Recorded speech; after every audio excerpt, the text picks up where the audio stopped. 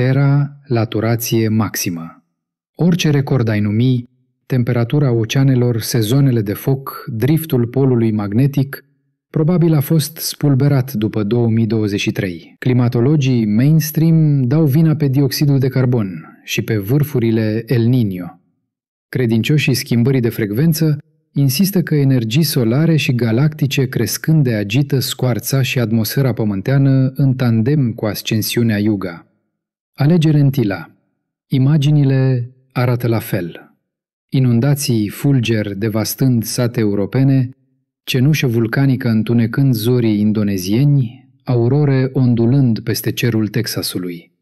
Fiecare titlu sună ca un zumzet de fundal pentru ceva mai mare ce pâlpâie sub tălpi. Totuși, cea mai stranie metamorfoză s-ar putea juca în propriile cranii.